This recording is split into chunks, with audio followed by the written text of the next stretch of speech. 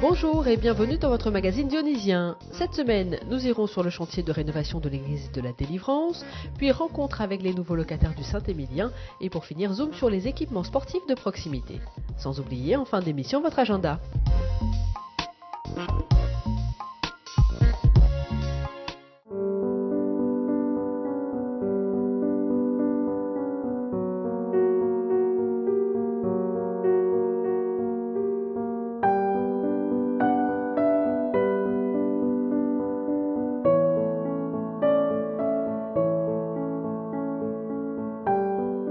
De la patience, de la minutie et un peu d'acrobatie sont les qualités exigées pour travailler sur ce chantier de rénovation intérieure de l'église de la Délivrance.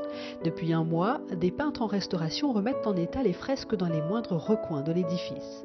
Abîmées par le temps et les anciennes infiltrations d'eau, il faut recréer ces peintures à l'identique et aucun centimètre carré ne doit être oublié. Aujourd'hui, bien sûr, on essaie d'adapter par rapport au climats, par rapport aux difficultés des secteurs, d'utiliser des produits qui peuvent tenir plus longtemps. Et c'est le choix de l'architecte des monuments historiques, des conservations. La société spécialisée retenue pour cette restauration a fait appel à de jeunes diplômés de l'école des Beaux-Arts. C'est leur première expérience professionnelle sur un monument appartenant au patrimoine cultuel et culturel de la Réunion. Une expérience riche d'enseignements.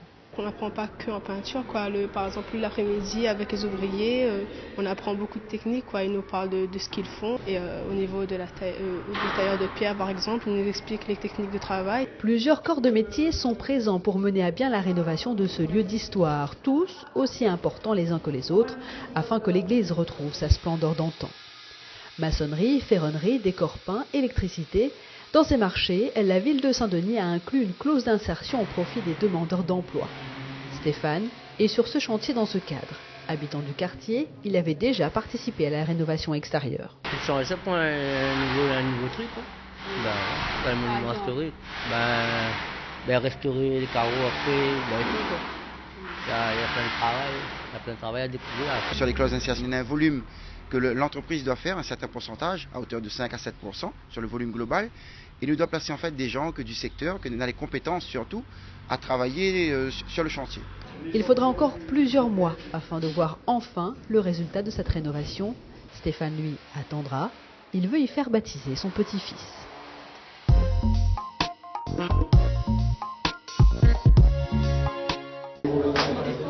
C'est avec une joie non dissimulée que Pascaline fait découvrir son nouveau lieu de vie. 3 ans que cette mère de famille attendait un logement pour elle et ses enfants.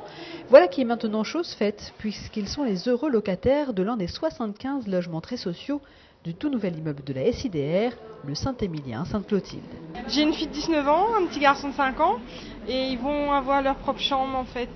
Et c'est beaucoup de satisfaction, ça fait un moment que j'attendais. Ça va changer votre vie là, de famille ? Oui, parce que je suis reconnue handicapée. Et enfin la SIDR a compris qu'il fallait un rez-de-chaussée. Et j'ai un rez-de-chaussée. Près de la moitié du parc locatif de la SIDR se trouve sur Saint-Denis. Pour mener à bien une opération comme celle-ci, le bailleur a pu compter sur la ville de Saint-Denis qui a apporté la garantie d'emprunt. Il a également profité de l'un des leviers mis en place par le gouvernement en acquérant à un privé des logements en VFA, vente en l'état futur d'achèvement. Le promoteur qui a livré cet ensemble de logements est un promoteur bien connu de la SIDR. Et effectivement, nous avons une opération qui ici a mobilisé 13 millions d'euros pour 75 logements, 8 millions de prêts de la Caisse des dépôts, 5 millions de défiscalisation. La loi impose 25% de logements sociaux dans les communes de plus de 3500 habitants. Saint-Denis en est à 35%, un chiffre qui ne l'empêche pas de poursuivre ses efforts en la matière.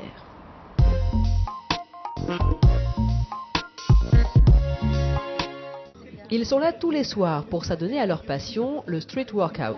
Comprenez, un entraînement de rue. Sur Saint-Bernard, cette discipline à mi-chemin entre la gymnastique et la musculation compte déjà une vingtaine d'adeptes. Leur groupe, les Bar Légion, effectue désormais leur entraînement sur ce tout nouvel équipement financé par la ville de Saint-Denis. Pour pratiquer ce sport-là, il fallait descendre sur Saint-Denis, mais c'était un petit peu chiant parce que la montagne, Saint-Denis est un petit peu éloignée. Auparavant, on pratiquait ça sur un terrain, mais c'était pas très adapté ni sécurisé. Donc on a fait une demande et puis ça a abouti à quelque chose aujourd'hui. On a notre parcours.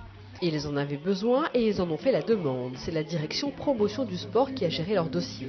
Chaque année, elle investit dans de nombreux équipements de proximité comme à Saint-Bernard ou encore comme ici, à la Redoute, où un sautoir a pris place à la demande d'un club d'athlétisme. Je dirais qu'à 90%, ça correspond à des besoins, à des demandes d'utilisateurs. Ça peut être des jeunes de quartier, ça peut être des clubs de quartier, etc. Et les 10% qui restent relèvent de la direction elle-même, où on se rend compte que sur un équipement ou dans un quartier précis, il serait peut-être intéressant de proposer un équipement de proximité. L'objectif est de proposer une offre de pratiques sportives exhaustive et de qualité dans les quartiers de Saint-Denis.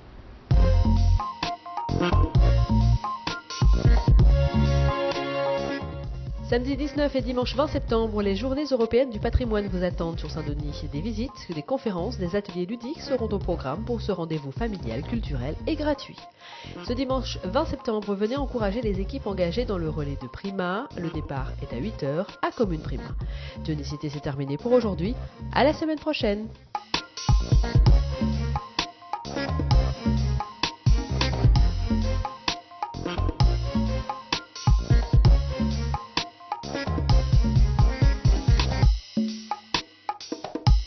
La ville de Saint-Denis vous a présenté Dionicité.